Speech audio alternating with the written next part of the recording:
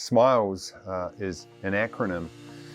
It's quite a mouthful, so we shortened it for Small Molecule Ionic Isolation Lattices. SMILES is, in essence, a fluorescent powder. It is the brightest fluorescent powder made to date. We combine the dye into a liquid, and then we add the colorless chelator to it, and then we let it dry, and so we harvest another powder. But the key part of that powder is that it's fluorescent. What we've been thinking about using the powder for is to put it into polymers and add fluorescence and bright fluorescence to polymers. So making SMILES is a really simple two-pot mix of fluorescent dyes and a chelator. You just mix the two of them together, you make the SMILES material, you add it to the tank resin, download your 3D print job, and it comes back and makes this fluorescent 3D object.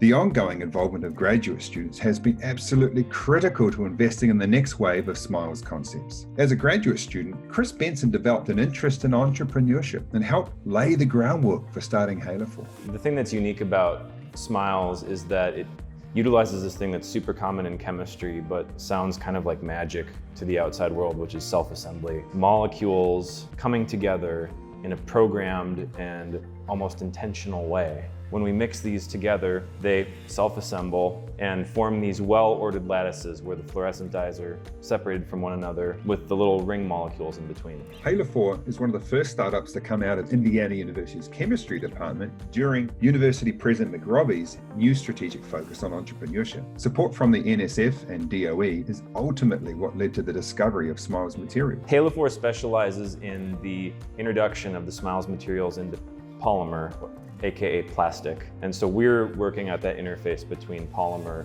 SMILES, and taking those into an application.